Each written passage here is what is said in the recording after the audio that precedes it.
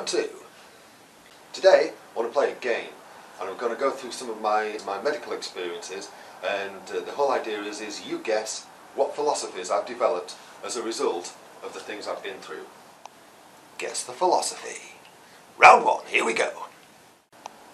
History lesson. In 1960, CPR was fully developed as a life-saving resuscitation method. In 1968, when I was born, both me and my mum had to be resuscitated. You might say that was quite lucky, given that CPR had only been developed 8 years beforehand. Might sound like a long time, but in the grand scheme of things, 8 years, nothing. I've always done things a little differently in life, and that started when I was born, because instead of coming out face up, I was face down. So, excuse me, phone call. Hello, Carsini speaking. How can I help? Have I done a PPI check? Just a second. Hello, are you there? Yeah, my PPI is right where it should be, on the end of my PP sausage. Thank you for asking. Bye. Where was I? Oh yes, I've always done things a little bit differently. Instead of coming out face up, I tried to come out face down. And guess what happened? I'm stuck! I'm stuck! So they pulled me out with a pair of forceps, which damaged the nerves on the left-hand side of my face, causing the paralysis. It damaged my hearing and my eyesight. I'll come on to that in a second. Excuse me, would you mind moving to this side of me? I'm a bit deaf in this ear. Pardon? So the doctors, they told my parents that they'd never see any movement on this side of my face in their lifetime. So the doctors were wrong.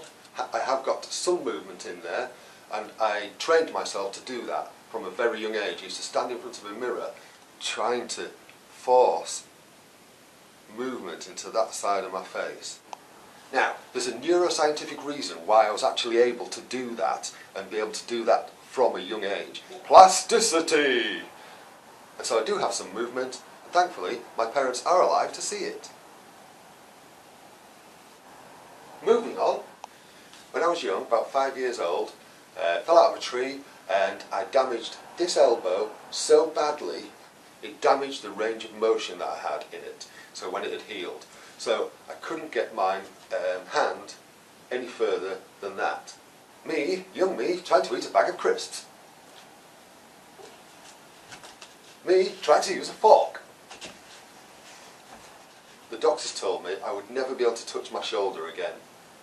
Another thing that happened when I was young was my dad got stuck on a train. We were coming back from somewhere. My mum had my sister, and she got me off, and my dad got stuck on the train, and the train set off out of the station with my dad still on it.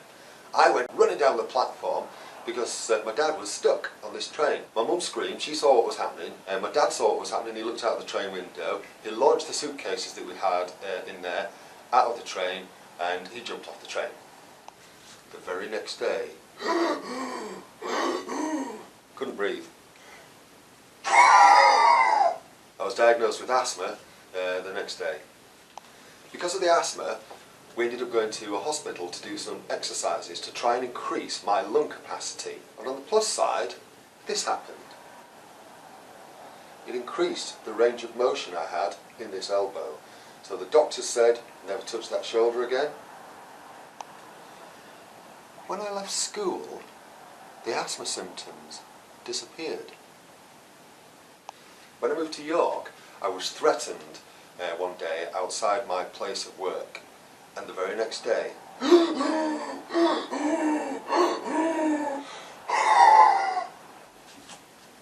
can you see the connection in those symptoms? Look at these two handsome chaps. Yep, used to wear glasses, those nice national health ones, and so did my dad. And in my late teens, I realised they were actually making my good eye worse. Stopped wearing them altogether. Never worn them since. Never had a problem. Funny thing is, as well, just recently, my dad's realised he doesn't need his, and he reads these really fine print books. January 2005. Never forget it. I had a really bad car accident. Skidded off the road, black ice, poof, down an embankment, fractured my sternum clean in half. In fact, it was the seatbelt that did that. The seatbelt completely snapped my chest. Good job I had it on. Get plenty of rest and take painkillers. During my recovery period, I ignored that advice. I took hardly any painkillers. I'd take one paracetamol on a night. The pain is meant to stop you from moving. Dull it, and you think you're getting better, you'll move around more, prolonging the healing process. So I didn't. More recently, I started having these weird pains and sensations in my chest. And like you're supposed to do when you're hitting that magic age of over 45, I went to the doctors. They did a whole raft of tests, ECG, blood tests to look for heart attack markers. All came back negative. They said, take painkillers, and if the pain gets any worse, come back and let us know. That made no sense to me whatsoever. You have a pain threshold here. If you take painkillers, your pain threshold increases. That would mean the pain would be above a second threshold. What if that's the tipping point? What if that's the point where the damage is actually done? I would rather experience the pain here at my actual threshold and then determine whether it's getting worse or not. So, to summarise, the doctor said I would never have any movement on this side of my face. They were wrong. They also said I would never be able to get this hand any closer than that to my shoulder. They were wrong. They told me I'd need glasses for the rest of my life. They were wrong. And yet they've been right about so many things too. After all, if it wasn't for medical science, my mum and I, we wouldn't be here.